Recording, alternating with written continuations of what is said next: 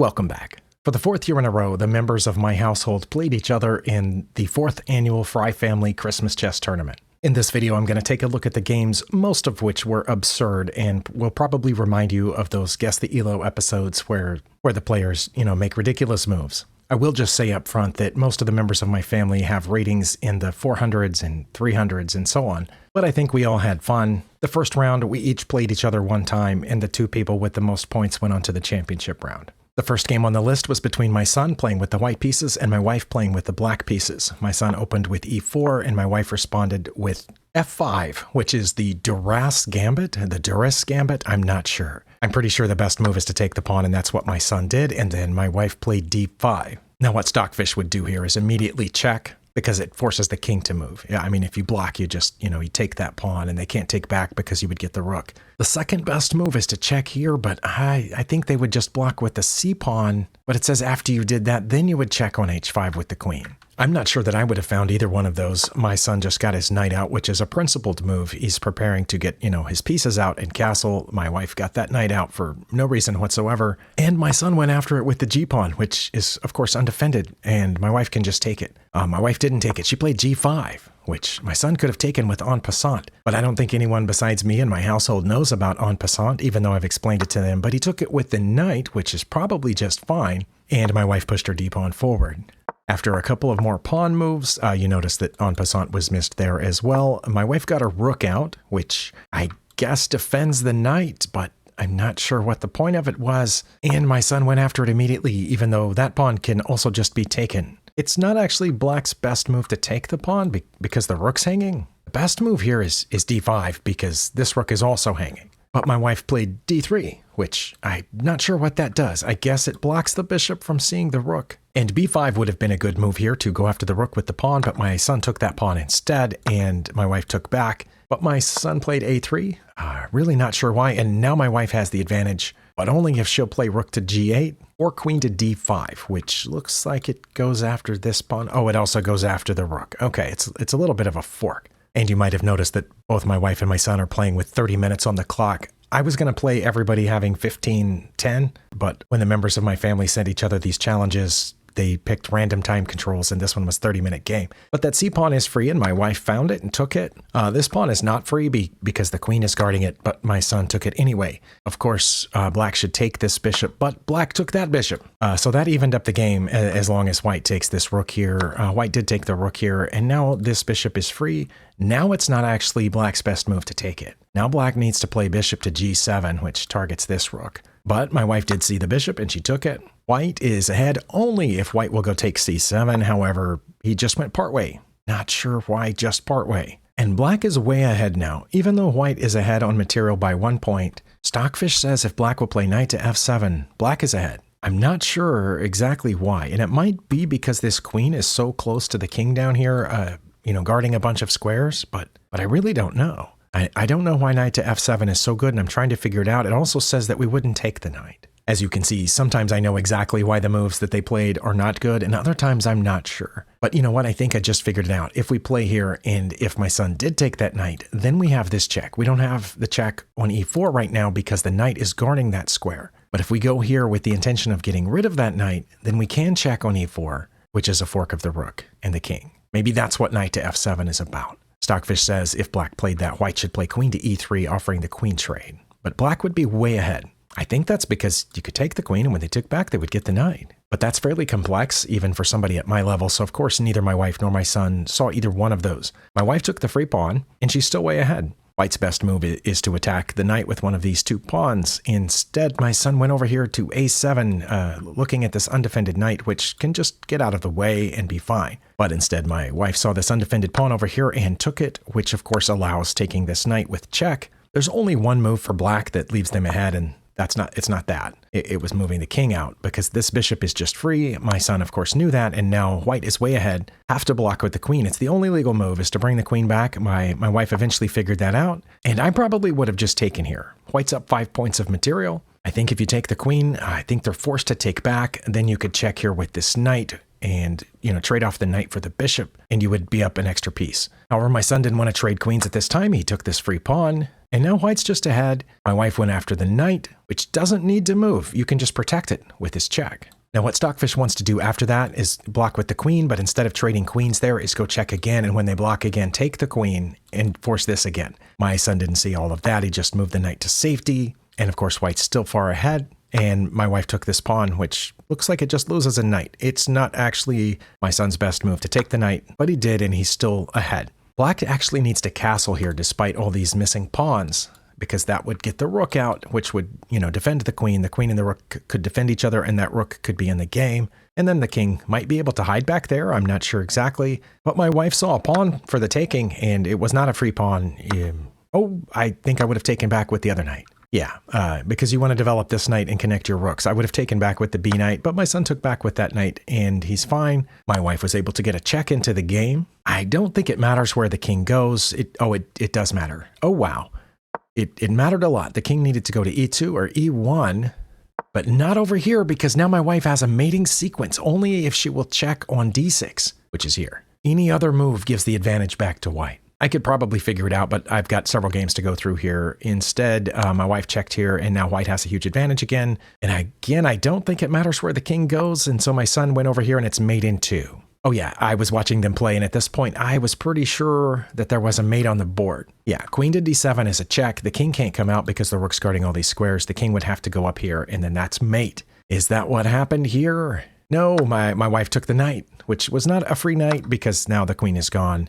And my son has a mate in 7, but it took him about 20 more moves to mate. I'll just move through those.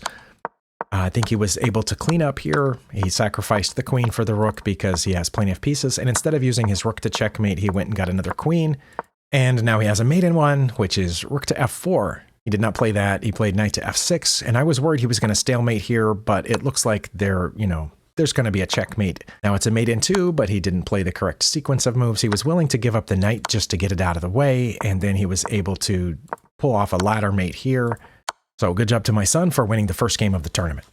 The second game of the tournament was between my daughter and my son. My daughter has the white pieces. My son is playing with the black pieces. If I remember correctly, my son blundered fairly early in this game, and my daughter had a huge advantage, but wasn't able to complete it. But then I had to leave right at the end. I think my son won, but I don't remember exactly. Okay, my daughter is playing the center game, and my son took. I think here you just get the knight out or take the pawn. That's what looks like what Stockfish wants, but my daughter got the knight out over here, which gives black an advantage. Bishop to b4 is the best move. I'm surprised by that, but it was. It's because if you block with the pawn, you have this pawn here, but can't they just block with the bishop? My daughter did not block with the bishop. She moved the king, which I think is really bad.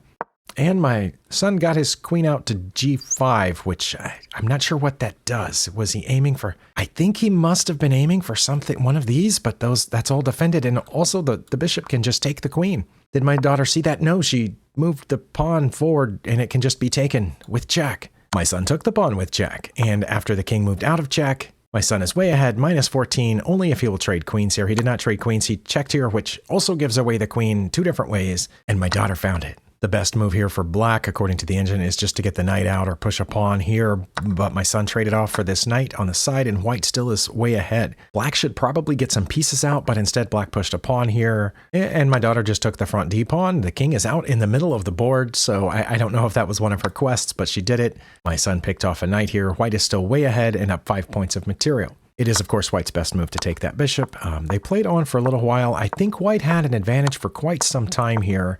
I'm just going to kind of click through and see where she messed up. The king is now on the other side of the board and is making no effort to come back. I think here white should probably just take this knight because I don't know why not. You're up 7 points of material, but instead my daughter played the pawn and my son got a free bishop, but white is still way ahead even though now they're only up 4 points of material. So let's keep going and see where the advantage changed. That's a pretty good fork. Good job to my son for finding that. The best move is queen to d4. Wait, really? Best move is queen to d4. That gives up the rook just entirely. I mean, you would get a knight for it and threaten that rook, I guess. And it says if she had played queen to d4 that black wouldn't even take this rook. Well, that's not true. If she had played queen to d4, I'm pretty sure he would have taken the rook. She played queen to f1, which I didn't think was bad because it continues to defend the rook and as well as aiming at the other knight at both knights. Stockfish here would take this e-pawn with the rear knight so that the two knights would protect each other and get that rear knight out of the path of this queen. But of course, my son took the rook and my daughter took back. You can still take this free pawn. Is that what my son did? He did. Okay. And now that's just a free knight. This is probably what I would have played. And it looks like that's what Stockfish would have played. Instead, my daughter played c4. She is still ahead. Knight to c3 check was played, even though you can't really do anything to that king. The king comes toward the knight, and then now where's the knight going to go? It goes over here aiming for the bishop. Now Stockfish here would play queen to e4, which is a check, and wins the knight. That seems pretty good, but I was surprised that my daughter found this, which of course pins the knight and guarantees to win it, so was proud of her for finding that. She is starting to get low on time here compared to my son. And my son broke the pin by moving the king over. I wonder if he didn't intend to castle here. He was just tapping around on his screen, and he might have meant to castle and just wasn't careful enough. Interestingly, Stockfish would probably just let that knight stay there and go take this pawn. But of course, my daughter took the knight, which is probably what I would have done. My son moved the rook to d8, which gives my daughter a mating sequence. It's mate in 9, and it starts with taking that g-pawn. My daughter did not do it. She aimed at that rook over there, which I thought was actually pretty good. I would have moved the rook or the king, but my son blocked the queen's path by...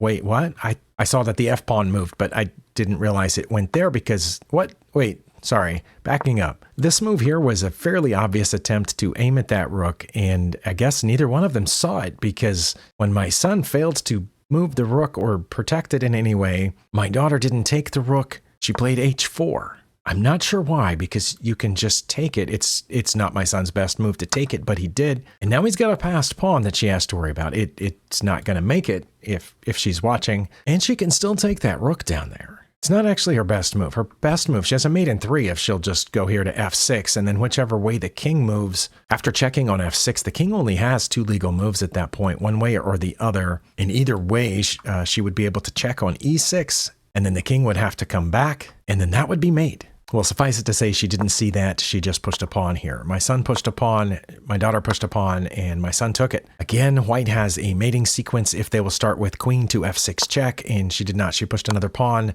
and I was pretty proud of my son for finding that, despite the other things that he had missed in this game.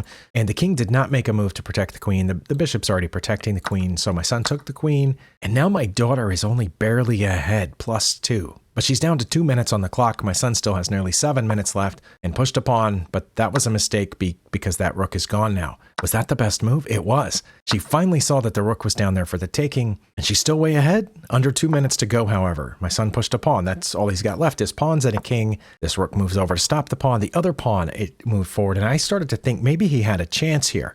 But she went back to stop that pawn, and he pushed this pawn. White is still way ahead, even if she gives up the back rank, because this is check. Not only did she get the pawn, but it's a check, and she's going to get this pawn too. So my son moved out of check toward the bishop. It is the best move to take the h-pawn, and so I was really proud of my daughter for finding that little sequence. I don't know if I would have correctly, stopped both of those pawns coming down. Hopefully I would have, but... good for her for finding that. Obviously, white is the only one with a piece left and should make quick work of this. What happened, though, was a6, and then the king started taking pawns over here. This rook moved up. I'm not sure why. The king took another pawn, and the rook moved again. I'm not sure why. And I think she was trying to checkmate with just the rook here, but maybe forgot how, because the king can come toward the rook. She's under a minute left. She dropped back one, and the king came toward it, and instead of moving the rook to safety, she moved the king and lost her rook. So now black is ahead. The reason black is ahead is because black can get this pawn down because the king is ideally placed to protect the h-pawn on the way down. And white is not going to be able to get one of these pawns down. Did my son figure that out? Yes, my son, he only moved the pawn 1 square on the first try. Oh my goodness. Either way, he should be able to get this pawn down, and he did. So now my son has a mate in 6, but my daughter only has 15 seconds left. So after this little sequence right here, she lost on time. All right, so that game was all over the place. Good job to my son. That's his second game in a row. Let's look at the next one. In this game, my daughter again had the white pieces, this time playing against my wife. And my daughter surprised everyone by opening with a4, and my wife played principally in the center, and my daughter played h4. So I think that is the opening. A-pawn, h-pawn, ah spells at least. That's the only thing I could think of. So my wife took full control of the center, which is pretty admirable for someone who hardly ever plays chess. She knows the rules, but hardly ever plays. So I was glad that she remembered I had told her to try to take full control of the center. My daughter continued ignoring the center by playing the b pawn, which you can just take with the bishop, and my wife did not take the bishop. She took even more control over the center, which I guess is also not horrible. Black still has a very slight advantage. And then we played the g pawn. I don't think my daughter was being serious in this game. At least I hope not. It is actually Black's best move to take that pawn, and probably fine just to take the b pawn as well. But my wife pushed forward. Black is still ahead, especially if white plays this. Now, at least my daughter was protecting this pawn, so the bishop's not going to be able to come after it, but I don't know what that does. You've severely limited the places that these pieces can develop to. Black's best move is to take this free g-pawn, and my wife did. So this game continued with my wife giving up her bishop and my daughter not taking it. What? Now the rook has been given up for the bishop, and my wife took that, so now Black is way ahead, especially after this. But my daughter is going to get a pawn down. Actually, I'm not sure which one of them is going to get a pawn down at this rate. It is Black's best move to take the f-pawn, but my wife did not take it. Black is up -5, playing rook to h2, puts it at -10, but only if you take the rook. My wife did take the rook, and now it looks like she's going to get a queen here on move 12, and that is exactly what happened. Mate in 2, because you either have to block with the bishop or move the king out of check. Those are the only two legal moves here. If you block with the bishop, this other queen comes down here, and that's check, and then the king has to go to e2. Either way, that other queen is going to come down. I think my wife forgot that she had that other queen because she just traded off these queens, and now it's mate in 1. If you take this pawn with your original queen. Is that what my wife did? No, my wife continued to check and chip away at the pieces down here. Now you can't take that other queen, but Black still does have a mate in 3. It needs to start with queen to e1 check, but she sacrificed this queen, but still has a mating sequence, even if white plays its best move. My daughter did not play her best move. She ran away with the king, and now it's mate in 1, because both queens are pointing at the h-pawn. Either queen taking the h-pawn right now is checkmate. My wife took the bishop, which forces the king to move over. And now again, mate in 1, multiple ways. Queen to d6 is checkmate. Queen to c7 is checkmate, because this other queen is cutting off all the squares needed to run away. And my wife checked with the bishop. The king took the bishop, and now again it's a mate in 2, but my wife didn't play the mate in 2 sequence, so now it's a mate in 5. She played d4, and my daughter took it, and we got this situation. It looks like she's going for more queens here. I'm not sure what the exact plan was. So while my wife continued to miss the mating sequences that were available, she did continue trying to check and push pawns, and she did get a third queen, and finally got checkmate on move 26, while up 45 points of material. All right, those were the 3 first round games that did not include me. The next 3 games are all me against these 3 people, which were lopsided ratings wise because I'm rated about 1300 rapid. And as I already mentioned, the 3 of them are rated fairly low. My main goal was to not embarrass myself because it's happened, especially against my son. I have moved too quickly at times and embarrassed myself with a huge blunder. I think I avoided those, but I do want to look and see what the eval bar does and make sure that I didn't give away something. So let's take a look at those 3 games. The first game that I played in the tournament was against my daughter, and I opened with the English opening, and my daughter played the Anglo-Scandinavian defense, which I have actually seen a lot from actual people at my level. I took the pawn, and she played c6. Most people take with the queen, and then I get this knight out, but I understand that this is a fairly valid response as well, and I'm pretty sure I'm just supposed to take the pawn because I still have a d-pawn, so it's not like I'm diverting one of my center pawns here. But the proper response by Black is to take back with the knight, which develops a piece. But my daughter took back with the pawn, which gives me a little bit of an advantage. I'm not sure what my best move is here. It says g3 or b3 is fine. I didn't know, so I just got my knight out, but that appears to be okay too. And for the rest of the game, I'm just going to click through and watch the eval bar and see if I ever made a blunder. And you can just follow along as I, click through these moves. My daughter made a blunder, and I was able to pick off the rook and the bishop and bring my bishop back. The king moved, I'm not sure why. I'm up almost +8 here. Let's see if I, played correctly for the rest of the game. I'm still at +8. I took this pawn. King moved again. I'm not sure why that allowed a check, but they blocked with the pawn. And my idea here was to check with the knight, but I don't know. Was that good? Oh, no, I was supposed to check with the other knight on d5 because it's a fork. Oh my goodness. Okay, so I did not make the correct move here. My second best move was to check with the knight on g6, which is a fork with the rook. But I checked here. Okay, so that was a little bit of a blunder. I went from like +16 back to +9. Okay, I didn't give away my advantage. I just messed up and didn't play the best possible move. But I knew that I had this. That allows her to take the knight. And then I remember wondering during the game here if I had messed up, but I'm still up 8 points of material. Oh, and this makes sense. It's my best move to save this bishop, which is currently in danger, but instead I checked and now I'm down to +5. Okay, so I definitely was not playing a perfect game of chess here. I just knew that I was ahead. It is black's best move to take the bishop with the king, not the pawn, which leaves this pawn chain intact. And I should have checked with the f pawn. Okay, I checked with the h pawn, which was not great. I'm down to +5, the king moves away. But now I saw I have some lines to check with my queen. I thought I might be able to maybe zigzag my way up here. I checked with the queen, the king came forward instead of going back, which allows me to check on e2. Now the king goes back to g6, which allows me to check on g4. And I'm up +6 again. When the king runs away, I check here. I did expect her to block with the g-pawn here, and then I thought I could take the knight, which is guarding the f-pawn, and that's a check, so I think that they would take back, and then I would get the f-pawn was my plan. That's what happened. I took the knight, and I think she was supposed to take back with the rook, but I don't know that it would have mattered. She took back with the king, which allows me to take the g-pawn, not the f-pawn. That's probably why she was supposed to take back with the rook, but I was planning on taking the f-pawn. But since she took with the king, I took the g-pawn, which is a check. The best move is to block with the queen, but she blocked with the bishop. And I'm still up 6 points of material. I'm up +5.5 on Stockfish here, but I wasn't sure what to play next. I noticed that this pawn up here was hanging, so I defended it. And it does look like I maintained my lead for the rest of the game because the queen gave itself up there, and I have a mating sequence now. It wasn't too difficult to finish that one off. I had checkmate on move 33, although as you saw, I could have probably won it more quickly. Let's take a look at the next one. In this game, I had the black pieces against my son. My son opened with e4, and I played the French defense. He got this knight out, and as I've probably mentioned on some other videos, I've been playing c5 here, which is the second best move. Stockfish would probably play d5, but I'm not yet quite comfortable with that version. I think it just turns into the exchange variation. If I play d5 here, they can just take and I take, but basically it can turn into the exchange variation. Or they can play the d-pawn here, and then I don't know what it turns into. But anyway, I've been playing c5, so that's what I did. Most people that I play here go ahead and push the d-pawn, and I take it this way, and they get this knight out, and I get this knight out, and they take that, and I take it with the pawn. But this currently is the Sicilian defense French variation. My son got his queen out. I'm not sure why. That gives me a slight advantage if I play knight to c6, which I did, but we're very close to even. And he hopped this knight in here, which is just a free knight. I assume it's my best move to take it. I did. Okay, so now I'm up -4 on move 4. And let's just click through and see if I made any horrendous blunders.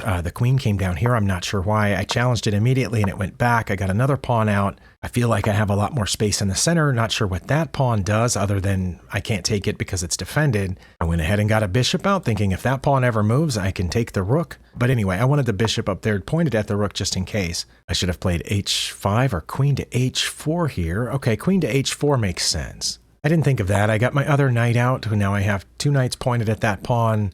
And my son castled despite having pushed the pawn in front of the king. I was able to get this pawn because my bishop's guarding there. He challenged it with the pawn. I brought it back, aiming at that bishop, and he took 1 knight and I took the bishop. So I'm still up 4 points of material and up 5.5 on the evaluation. I decided to leave the knight there and challenge the queen with this pawn. The queen ran away, which allowed me to fork their queen and king. And I took his queen, and instead of taking my knight, he just moved there. And now I have a mating sequence. Did I follow it correctly? Knight to f4 is the best first move. Okay, I did that. It gets the knight to safety because it was in danger. And of course, blocks the f-pawn from moving forward. Now he needs to move this d-pawn, I guess, to immediately challenge the knight and force it to move again. But instead he moved his king coming after the knight, which I'm able to defend with the e-pawn, but I'm not supposed to. Oh, I'm supposed to defend it with the queen. I guess coming this way? Oh, wow. Okay, well, I defended it with the e-pawn, so that was not quite a blunder, I guess, but I went from mate in 9 to -12. So the game review would probably call that a miss. My son did finally move his d-pawn, but it was easy enough for me to take it with check. I'm still at -11. King goes back, and now I have a mate in 4. If I will check queen to h4, I found it. Only one legal move. King goes to g1. Mate in 3 if I take this g-pawn. Okay, now that startles me. Why wouldn't they just take it? I've got to know. If I took this g-pawn, it says it's, wait, if they take that, I have mate, oh, that's mate in 1. My goodness. I don't know why the color didn't go back, even though I'm back in the normal sequence of events here. It still looks like the faded color from the analysis from this here. Okay, well, I had to reload the entire page and come back to this position because the color continued to be faded after I played that variation. But yeah, I have a mate in 3 if I just give up the queen, and they won't take, because then that's, as you saw, a very fast mate after that. Knight to h3, my goodness. Okay, well, I didn't see that. I did see that I had a check here, which takes us back to minus. Oh no, it's still a mating sequence. It took Stockfish a second, but it's a mating sequence. It just wasn't the fastest way. All right, king to g2 was actually the best move here, but my son went to h1, which gives me a mate in 3 again, but I didn't take it. I just threw the knight away for the bishop, but I have a mate in 4. Starting with bishop takes f3 check. There's only one legal move, the king has to go to g1, and now that the f-pawn's gone, I didn't have any trouble taking the g-pawn. I didn't know I was supposed to take it earlier, and I probably should figure that out. That move might need to be a puzzle, but anyway, the f-pawn is gone, so I took this, and I was able to checkmate fairly quickly here. I'm not certain, but I think that was my fastest checkmate of this entire tournament, but good job to my son, he played it out to the end, and there's one game remaining in the first round.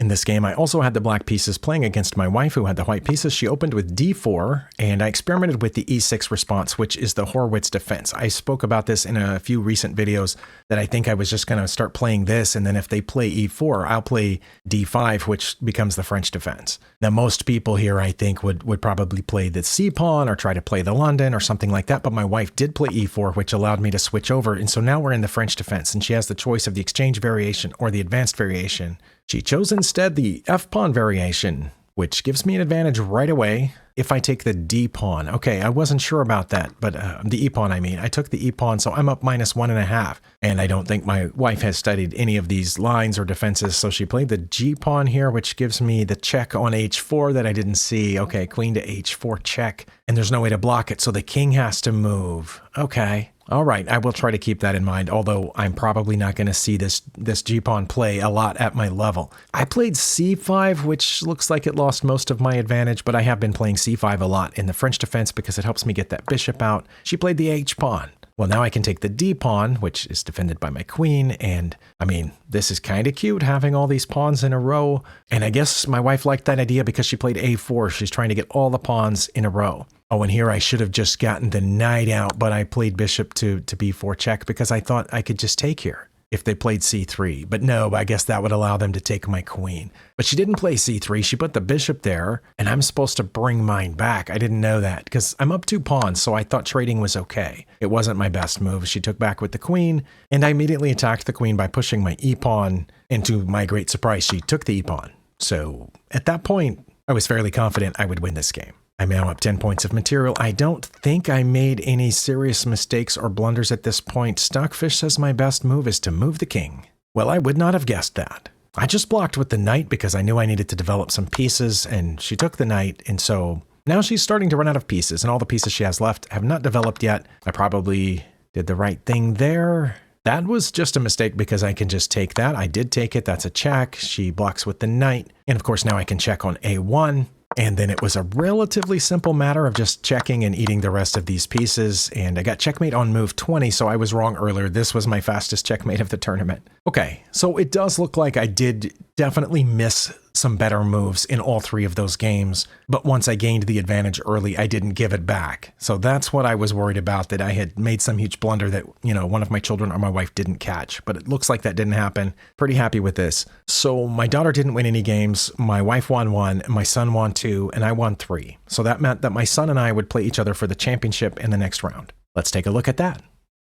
In this championship game, I had the black pieces, my son had the white pieces. We were just letting the computer choose the colors when we sent each other the challenge, so it assigned him the white pieces. We got the French defense again, and again I played this. Stockfish did that weird thing again where both lines are the same move, and the entire line is the same, but at least this time they're the same evaluation. Sometimes when it has the same move listed twice, they're different evaluations, which is really confusing. But apparently, knight to c3 was the only thing it could think of here, even though, again, most people here play d4. He played d3, which allows me to go about my business of developing pieces. This bishop came out, which a lot of people play at my level. I'm still supposed to play d5 or d6. Okay, well, I got the other knight out. And he pushed his c-pawn, and now is it my best move to play d5? Okay, because now I played d5. I thought I had enough pieces pointed there that, I could be able to get both of those pawns and mess up the whole center. He's not actually supposed to take. He's supposed to push, which would force this knight to move.